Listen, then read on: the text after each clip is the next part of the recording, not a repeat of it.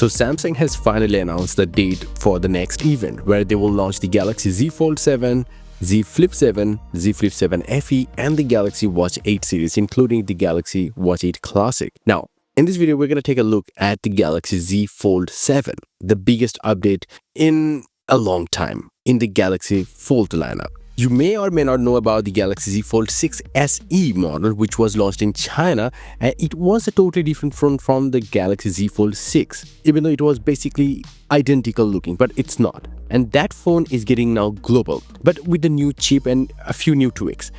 And that means that it is gonna be thinner and lighter than the current foldable. And that's no secret because Samsung is already claiming that it's gonna be thinnest and lightest foldable in the market. Now you might be asking what's the exact numbers? Well, we have a little bit confusion, but here are the numbers, the leaked figures. It's 158.4 mm tall, 143.1 mm wide, and about 3.9 mm thin when unfolded.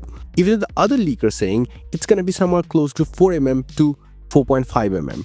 Now, in comparison to the Galaxy Z Fold 6 and the Z Fold 6 SE, it's actually even thinner than them.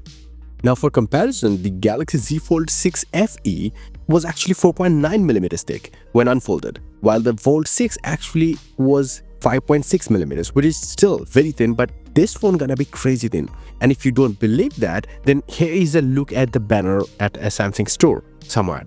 And you can actually see it. Probably barely gonna fit the USB-C somehow. And thinness doesn't mean it's always bad though in the foldable lineup, because that's the goal. You need to have a phone that is as thin as a normal smartphone when folded.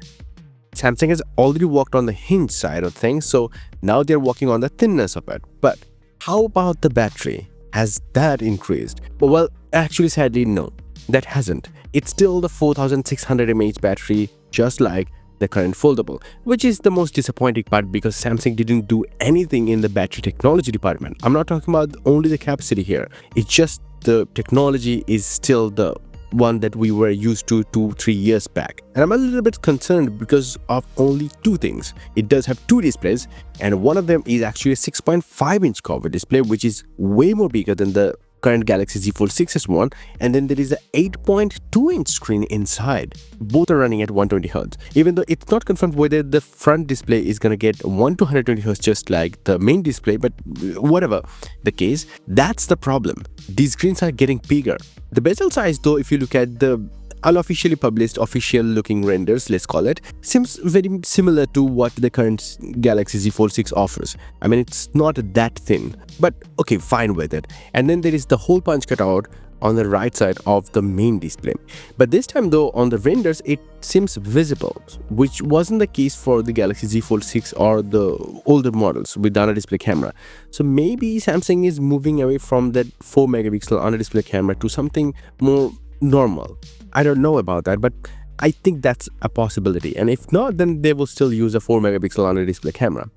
Rest, the phone looks very familiar with the same kind of camera hump and camera layout design, but the camera has an interesting upgrade. It's a 200 megapixel camera just like the Samsung Galaxy S25 Edge. Yes, the main camera has changed to 200 megapixel and it's a massive upgrade for most people buying this phone, which isn't a lot in numbers though, because if you look at the recent sales figure of the European countries, then the foldables are not selling that well. It's just 1 point something in the smartphone market. The whole foldable share is like that, and Samsung lost certain part of market share too, from 56% in first quarter 2024 to 41% in 2025.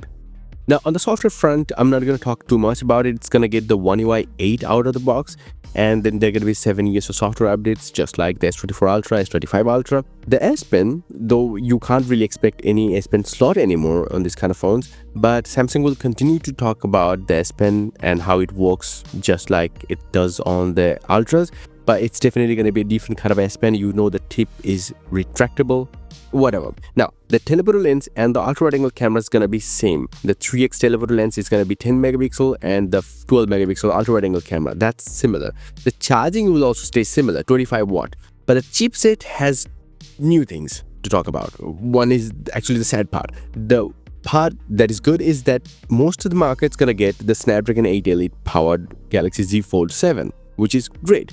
And on a thin phone, we already have seen how it will perform inside the Galaxy S25 Edge, so it's not something new to us. But water and dust resistance, even though the Galaxy Z Fold 7 will retain the IP48 dust and water resistance, but it won't retain the Snapdragon chip inside the European market. There we can expect the Galaxy Z Fold 7 to be powered by the Exynos 2500. Yes, that chipset with 10 CPU cores. It's an insanely powerful chipset, no doubt, but what about the efficiency? It's unconfirmed at this point. And that's the problem. I finally hope Samsung has done something really good in the cooling department and also in the chipset optimization department, if I'm talking about the Exynos model, to satisfy customers. But other than that, I just don't know. Anyway, other than that, the 256GB is going to be the base variant, 512 and 1TB is going to be there too. So the latest report says the Galaxy Z Fold 7 should cost 1,999 euros for the 256GB model, 2,119 euros for the 512GB model, and 2,359 for the 1TB model. In the US though, the pricing will stay similar to the Galaxy Z Fold 6, which means you're gonna get the Galaxy Z Fold 6 for $1,900.